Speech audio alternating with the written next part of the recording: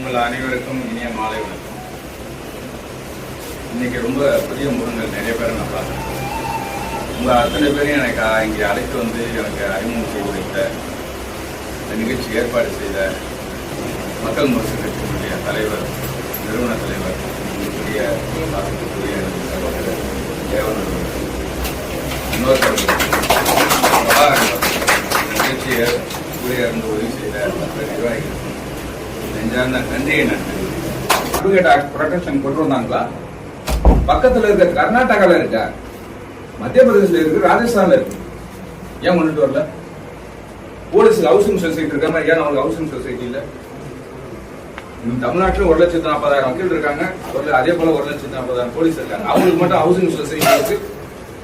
அரசாங்கத்திட்ட கம்மி லேண்ட் வாங்கி அதை பிரிச்சு மனக்கட்டா வைக்கிறாங்க. சில இடத்துல அபார்ட்மெண்ட் கட்டி சுலபத்தவணையில அவங்க ஓனர் ஆகிக்கிறாங்க. நம்மளுதுலயும் ஹவுஸ் இல்லாதவங்க, சொந்த வீடு இல்லாத வக்கீல்கள் இது மாதிரி ஒரு ஸ்கீம் எடுத்துட்டு வந்தா அவங்க வீடு ஓனர் ஆயிடுவாங்கல்ல. ஏன் அப்படி ஒரு ஸ்கீம் கொண்டுட்டு வரல? மெடிக்கல் இன்சூரன்ஸ் ஏன் கொண்டுட்டு வரல? இஎஸ்ஐ ஹாஸ்பிட்டல் மாதிரி ஏன் நமக்கு ஒரு ஹாஸ்பிட்டல் கட்டல? இந்த மாதிரி அட்வொகேட்ஸ் லேடிஸ் எல்லாம் இருக்காங்களா சென்னையில, ஏன் அவங்களுக்கு ஒரு ஹாஸ்பிட்டல் கட்டி கொடுக்கல? ஏன் ஒரு பிரெக்னன்சிக்கு ஏதாவது பெனிஃபிட் கொடுக்க மாட்டேங்கிறாங்க? ஏன் லேப்டாப் கொடுக்க மாட்டேங்கிறாங்க? ஏன் கம்ப்யூட்டர் கொடுக்க மாட்டேங்கிறாங்க? ஏன் ஐபேட் கொடுக்க மாட்டேங்கிறாங்க? இதெல்லாம் கைகாசு போட்டு கொடுக்க வேண்டாம். இவங்களாம் கார்பரேட் கம்பெனி காசு வச்சுட்டு இருக்காங்க. அந்த காசை வாங்கி கம்மியான ரேட்ல எல்லாம் வாங்கி எல்லாரும் கொடுக்கலாம்.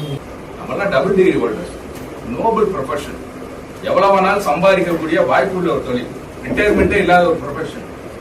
அமெரிக்கால அதிகமா சம்பாதிக்கிறது வக்கீல்கள் தான். இங்க உங்களால முடியும். உங்க திறமையை மட்டும் நீங்க வளர்த்துங்க. உங்க வளர்ச்சி ஒரு பேராலும் தடுக்க முடியாது. சத்தியமா சொல்றேன்.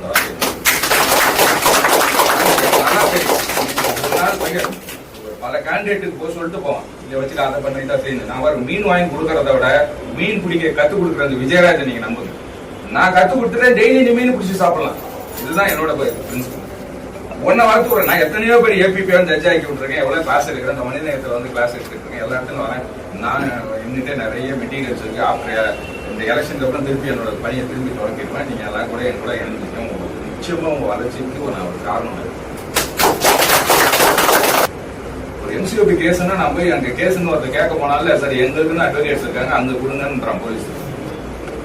இல்ல சார் நாங்களே பார்த்தேன், எங்க வக்கீல் இருக்குன்னா நீங்க எல்லாம் கொடுக்க மாட்டேன், எஃப்ஐஆர் கொடுக்க மாட்டேன், ஆக்சிடென்ட் கொடுக்க மாட்டேன், அதை கொடுக்க மாட்டேன்னு அவன் பல மாசமும் இழுத்து அடிக்கிறான். எல்லாருக்கும் வணக்கங்க. எல்லாருக்கும் நம்ம அட்வொகேட்ஸ் தான் இருக்கும். அட்வொகேட்ஸ்ன்றது நம்ம ஜாதி மதம் எதுவுமே இல்லாம நம்ம எல்லாமே ஓரினம், சரிங்களா?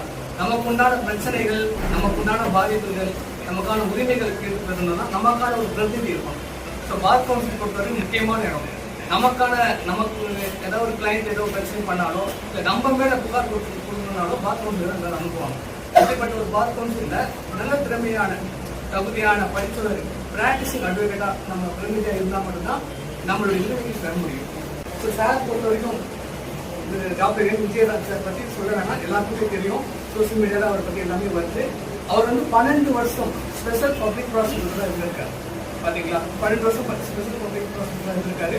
அப்படின்னா அவரோட பிராக்டிஸ் நாலேஜ் பார்த்துக்கோங்க. ஸோ லீகல் வந்து எக்ஸ்பர்ட் அவர்.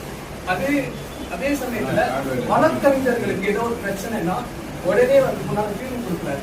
ஜூனியர் அட்வொகேட்ஸ் கிளாஸ் நீங்க எல்லாருமே நல்லா யோசிச்சு பாருங்க. நம்ம நல்ல ஒரு ப்ரொஃபி, நல்ல ஆளுமை மிக்கவர், நல்ல நாலேஜபிள் பர்சன், பிராக்டிசிங் அட்வொகேட், இந்த மாதிரியான ஆட்கள் நமக்கு ரெடியா இருந்தாங்கன்னா நமக்கு உண்டான உரிமைகள் கேட்கணும்னா நேரடியாக போய் கேட்க முடியும், சரிங்களா? இப்போ இருக்கிற அட்வொகேட்ஸ் எல்லாருமே ஆல்ரெடி நம்ம பழைய முகத்தை நிறைய பேர் பார்த்துருக்கோம். நமக்கு ஒரு பிரச்சனை நம்ம போய் அணுக முடியுதா? ஒரு அட்வொகேட் நம்ம எத்தனை அட்வொகேட்ஸ் மேல பொய் வழக்கு போட்டிருக்காங்க தெரியுமா? எத்தனை ஜூனியர் அட்வொகேட்ஸ் வந்து ஒரு ஸ்டேஷன் போனா ஆப்போசிட் பார்ட்டிகிட்ட வந்து பணம் வாங்கிட்டு அவமரியாதையும் பண்றாங்க. நீங்க பார்த்துக்கிட்டீங்க, ஜூனியர் அட்வொகேட்ஸ் எல்லாருமே வந்து ஸ்டேஷன் போலீஸ் ஸ்டேஷன் அரசு அலுவலகத்துக்கு போங்க. நம்ம நியாயத்துக்காக தான் பேசுவோம், சட்டத்தை எல்லாருக்கும் தான் பேசுவோம். ஆனா நம்மள வந்து அவங்க என்ன பண்ணுவாங்க அப்படின்னா, இதெல்லாம் வராதுங்க, பண்ண முடியாதுங்க, எங்கன்னா போகணுவாங்க. ஸோ எதற்காக அவங்க சொல்றாங்கன்னா, நம்ம கிட்ட யூனிட்டி இல்லை. நம்மளுக்கு ஒரு பிரச்சனைனா பார் கவுன்சில இருந்து வருவாங்க அட்வொகேட்ஸ். பார் கவுன்சில இருந்து போன் வரும் அப்படின்னா அவங்களுக்கு பயம் இருக்கும். நீங்க போலீஸ்காரங்க பாருங்க, ஒரு போலீஸ் ஒரு பிரச்சனைனா அவங்க டிபார்ட்மெண்ட் விட்டே தர மாட்டாங்க. ஆனா நம்ம வந்து அப்படி கிடையாது. நம்ம அட்வொகேட்ஸ் வந்து யூனிட்டி இல்லை, எல்லாம் பிரதிநிதி கிடக்கணும். ஸோ நமக்கு உண்டான பிரதிநிதி வந்து ஒருத்தர் கண்டிப்பா வேணும். நீங்க எல்லாருமே சேர்ந்து ஃபர்ஸ்ட் ஓட்டு சார் போட்டுட்டீங்க அப்படின்னா 145 சீரியல் நம்பர் போட்டுட்டீங்க அப்படின்னா அவர் நிச்சயமா ஒரு பார் கவுன்சிலர் வந்து மெம்பரா இருப்பார்.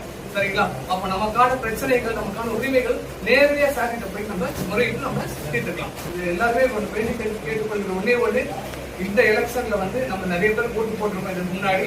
ஆனால் நல்ல மனிதரை, வழக்கறிஞர்களுக்கு சேவை செய்யும் மனப்பான்மை உள்ளவரை நம்ம தேர்ந்தெடுக்கிறோம்.